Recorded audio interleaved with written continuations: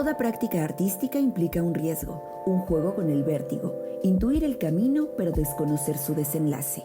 Durante 10 años, la Cátedra Bergman ha apostado por la experimentación como centro de sus procesos, desarrollando proyectos donde los universitarios y la comunidad artística pueden poner a prueba los lenguajes cinematográficos y teatrales, jugar con las convenciones y compartir una mirada tan crítica como certera sobre la sociedad que habitamos.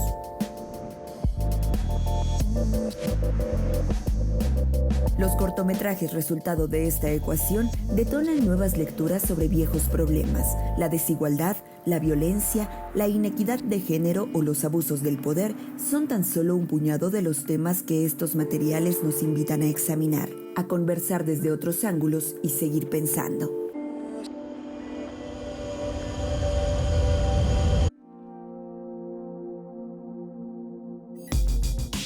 La narrativa con que construimos nuestra identidad no es más que un relato asumido. De igual manera, la historia de un país implica la confección de una fábula que a fuerza de repetirse terminará por ser asumida como verdad. Si nos permitimos cuestionar la veracidad de lo histórico, podremos utilizar los lenguajes de la ficción para entender de mejor manera el pasado, replantearnos nuestra conexión con él e incluso mirar con claridad lo que el ayer tiene de futuro.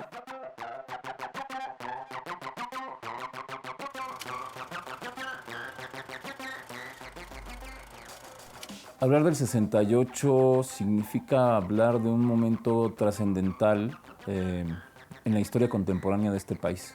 Mucho se ha dicho, se ha escrito y se ha hablado o se ha narrado con referencia a eso y ha generado una memoria colectiva mitificada desde mi perspectiva, que ha servido para plantear un montón de elementos.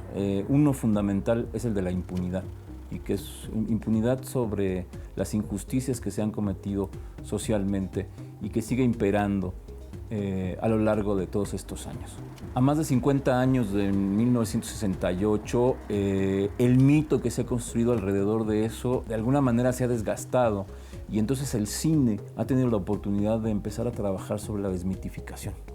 Una investigación seria, profunda, sobre documentos, sobre los testimonios de los protagonistas, sobre el análisis de las imágenes que existen, que no son tantas, podría ayudar a dar algunos visos sobre lo que realmente pasó ahí.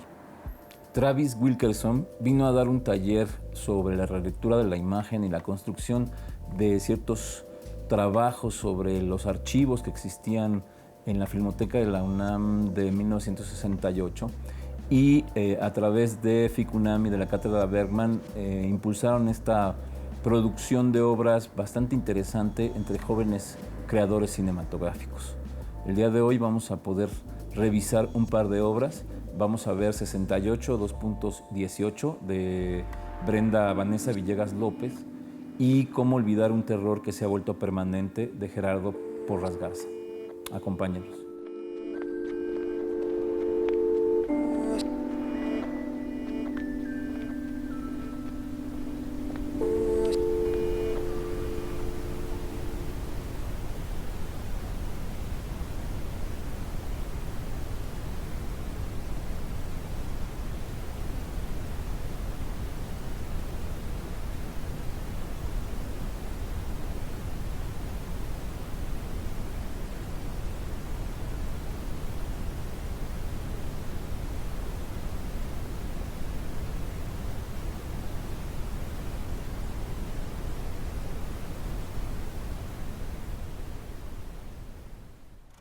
Hola, mi nombre es Gerardo y les vengo a compartir cuál fue mi proceso creativo para hacer el cortometraje Cómo olvidar un terror que se ha vuelto permanente.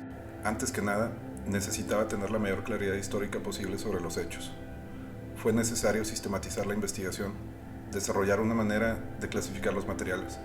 Clasificar cosas siempre me ha resultado muy difícil a mí. Libros, otros documentales, los testimonios de los sobrevivientes, todo se convirtió en combustible que alumbró una serie de imágenes, frases y yuxtaposiciones. Tomé notas, hice notas de mis notas. Revisando mi libreta 2 años después, encuentro que gasté mucha tinta en ideas sobre cómo iba a trabajar el sonido y la música. El corte final no incorpora ninguno de estos dos recursos. El concepto organizador de todo esto fue entender el documental como un proceso desmitificador. Quería construir un puente entre la memoria histórica y el hecho histórico. Quería explicar cómo fue que la masacre de 1968 detonó un proceso que explica nuestra relación con la violencia del Estado. Para esto, tenía que evidenciar cómo el régimen comenzó a vulnerar al movimiento estudiantil a través de la distorsión de la realidad para terminar con él a través del terror.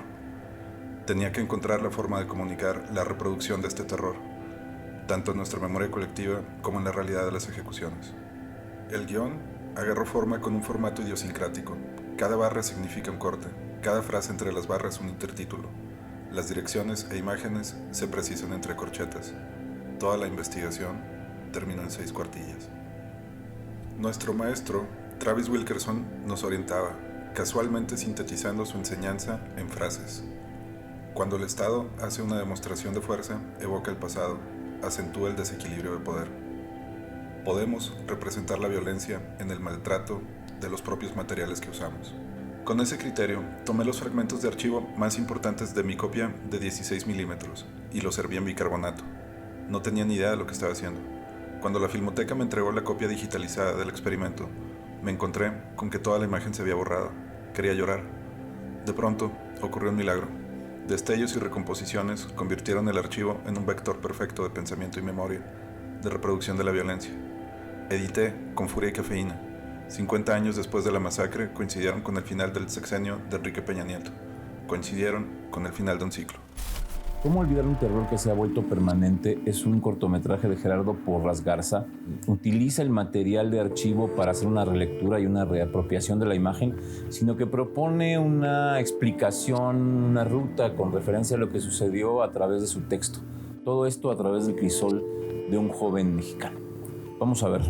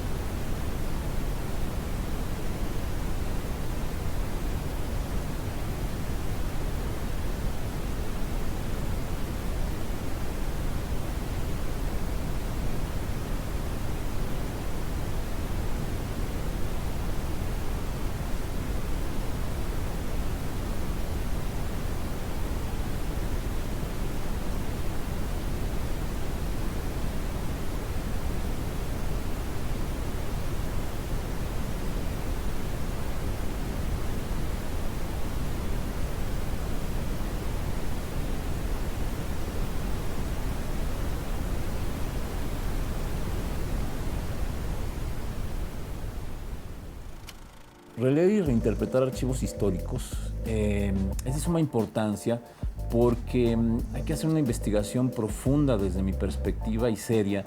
Y justamente hablamos del mito, de la mitificación, en donde de pronto se dicen muchas cosas que se acomodan a ciertos intereses, digamos, de cómo contar las historias. En ese sentido, ¿cómo hiciste la investigación y fundamentalmente desde dónde partes, desde dónde estás parado, cuál es tu postura con referencia a la interpretación que nos muestras en tu trabajo fílmico? Para mí, la investigación del hecho histórico y sus repercusiones es la piedra angular que fundamenta tanto la forma del documental como la interpretación. Ningún otro aspecto antecede este proceso. Entonces, para mí la investigación es fundamental. Creo que entre más hechos informan del documental, más sólida se vuelve la narrativa del mismo. Esto por un lado. Y por el otro, hace más contundentes los argumentos que se presentan. Fueron dos los principios que dirigieron la investigación del proyecto. En primer lugar, obtener un punto de vista integral. Esto involucró analizar todos los actores o instituciones fundamentales que figuraron en 1968 y que le dieron forma al país desde entonces. El movimiento estudiantil, Díaz Ordaz y su gabinete, los medios de comunicación nacionales y del extranjero, la comunidad internacional y la sociedad civil mexicana. Esta visión integral implica para mí entender la historia no como un proceso lineal, donde los hechos simplemente ocurren en sucesión, sino más bien entender la historia como un proceso dinámico y multifactorial, donde sus aspectos diversos están interrelacionados, afectándose mutuamente. El otro principio de investigación guía fue el de conseguir una visión del desplazamiento histórico de la tragedia que involucre las ramificaciones que tuvo la masacre. En suma, esto significa entender las causas de la masacre y el proceso que detonó. De ahí se desprendió un ejercicio de documentación de conexiones que cristalizó cómo funcionaron los mecanismos de la represión estudiantil y cómo fueron reproducidos desde entonces. Con estas bases establecidas, puedo decir que el acto interpretativo lo tengo yo entendido como la consecuencia sintetizada del hecho histórico desde una visión desmitificadora del documental. Esta expresión tiene como objetivo interrumpir la normalización de la no rendición de cuentas, que genera un estado de excepción para los autores de un estado perpetuo de violencia.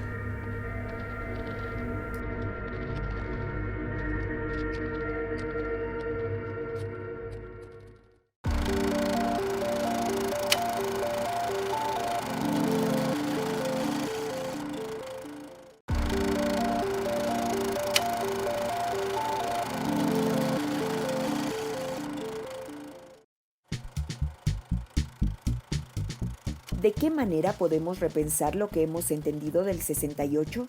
Sin negar su tragedia, sin obviar sus logros y fracasos, pero con la posibilidad de cuestionar lo que una y otra vez hemos dado por hecho. ¿Qué encuentran las generaciones en este episodio que nos han advertido una y otra vez que no habremos de olvidar?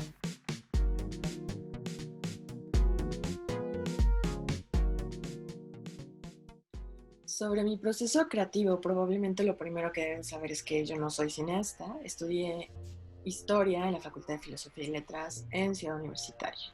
En mi formación como estudiante de Historia, me interesó la manera en la que Travis Wickerson trabajaba con el material de archivo para dar a conocer sucesos históricos de una forma hermosa y con toda su complejidad. Me encontraba en los últimos semestres de la carrera y estaba muy interesada en los movimientos estudiantiles, no solo el de 1968, también el de 1967, 1971, 1986, 1999, incluso el de 1929. La fase de preproducción fue asombrosa, relativa a calma, hasta que un grupo de porros agredieron a estudiantes del CCH en rectoría. Nadie podía creerlo. Entonces, en mí simplemente cabía una pregunta, tal vez desde la urgencia y la indignación. ¿Cómo hacer un cortometraje sobre el 68 cuando sabes que en rectoría agredieron a los compañeros? E incluso es necesario recordar que ya había pasado un año desde lo de Lesbi, desde que todos apoyaron esa absurda idea de que había sido un suicidio, cuando a ojos de todas era un feminicidio. Y bueno, 68-18 terminó siendo un ensamblaje entre lo que había hecho en esa preciosa fase de preproducción con Travis y con Mía, pero también con las tomas que hice en las manifestaciones en el circuito universitario por lo ocurrido en rectoría. La idea de 6818 no fue mía, sino de los estudiantes que participaban de forma prácticamente anónima. Me pareció interesante que se apropiaran del movimiento del 68 para hablar de su rabia. Y eso es lo que hay en mi proceso creativo. 68 2.18 de Brenda Vanessa Villegas es un cortometraje que aborda material de archivo del 68 a partir de la relectura y de la reapropiación de la imagen, pero que además habla de un tema interesante desde la perspectiva de los jóvenes cineastas mexicanos. Habla de la imposibilidad de que prevalezca el miedo, en tanto siga habiendo motivos para salir a las calles a protestar. Vamos a verlo. En México, desde que somos niños, se nos explica que en 1968 ocurrió una masacre en Tlatelolco. Nos explican que muchos estudiantes murieron el 2 de octubre. Jamás nos dicen que exigían. Simplemente se queda como una advertencia. En realidad, es un discurso de terrorismo de Estado. Nos advierten que si tomamos las calles como ellos lo hicieron, podemos terminar muertos o desaparecidos. Sin embargo, creo que no les ha funcionado aterrorizarnos. ¿O sí? Yo no les tengo miedo.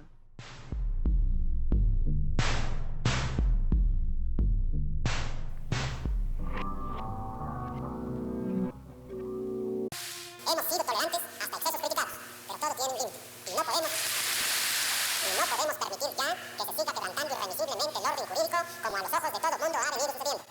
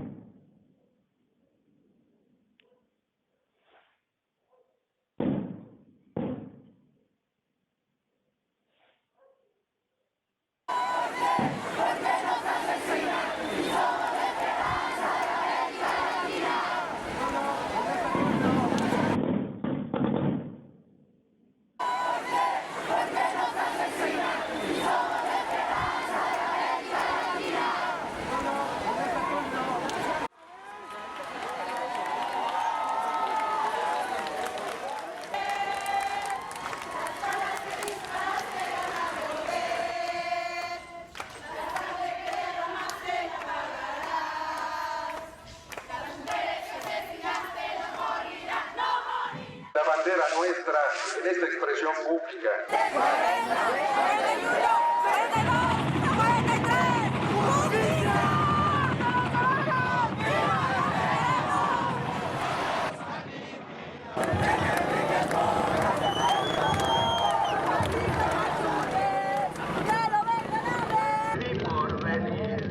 El gorilismo no ha de sucumbir mientras los yanquis dominen al mundo. De hambre por lo pronto no me he de morir. Sí.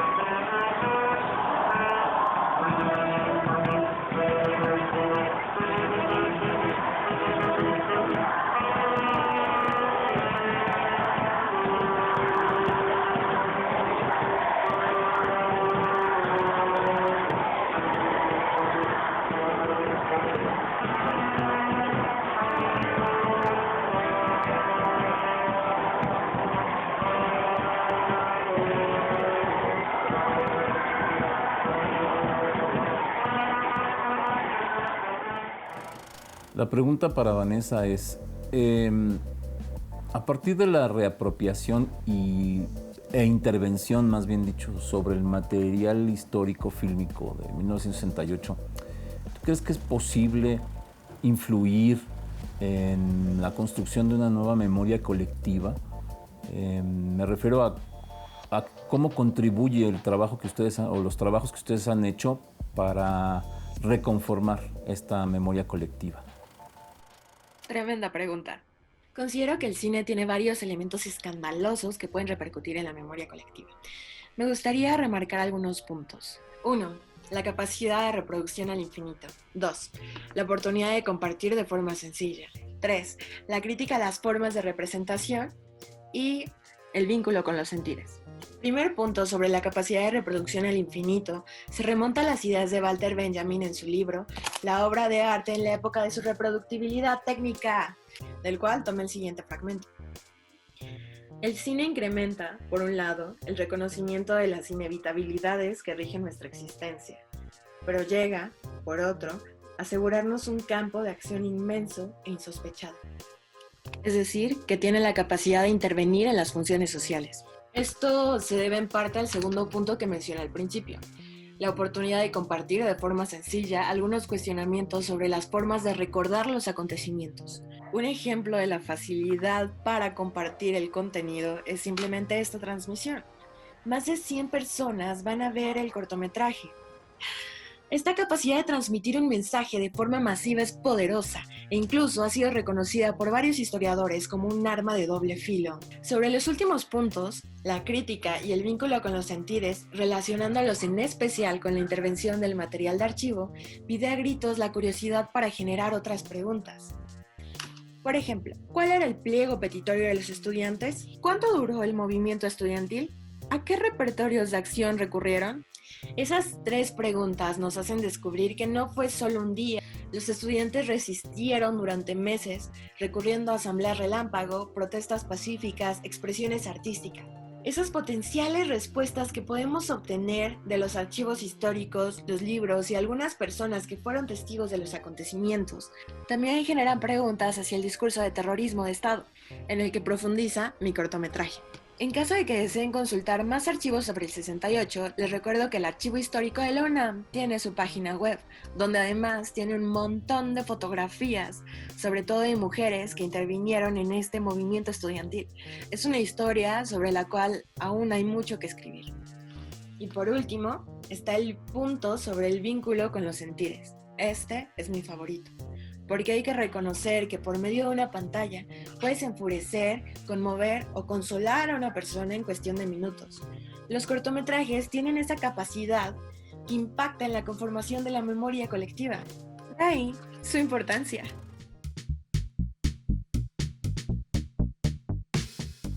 ¿Cómo se apropian los jóvenes de esta historia de 1968? ¿Cómo reinterpretan la memoria colectiva que ha estado ahí, digamos, sembrada en nuestras mentes como sociedad? ¿Cómo se reapropian del material y cómo construyen obras a partir de eso? Es una experiencia interesante de ver, de observar y de comprender. Cada uno de los ejercicios que tuve la oportunidad de observar tienen sus particularidades, tienen sus formas específicas, tienen sus maneras de ser tratadas, con una idea más contemporánea del asunto, con una historia desde la mitificación probablemente, pero que proponen una posibilidad nueva en términos de la interpretación del 68. Mientras 68-18 es un trabajo corto, interesante, formalmente interesante, que propone la idea de que este miedo que se creó a partir de lo que sucedió en 68 fue utilizado de manera sistemática para desmovilizar a la gente, lo cual no se ha logrado, y que en realidad la gente se sigue movilizando por una diversidad de temas importantes, los cuales también podemos ver en el trabajo. Me parece que lo fundamental ahí es la conclusión de la directora en términos de la posibilidad de la protesta social.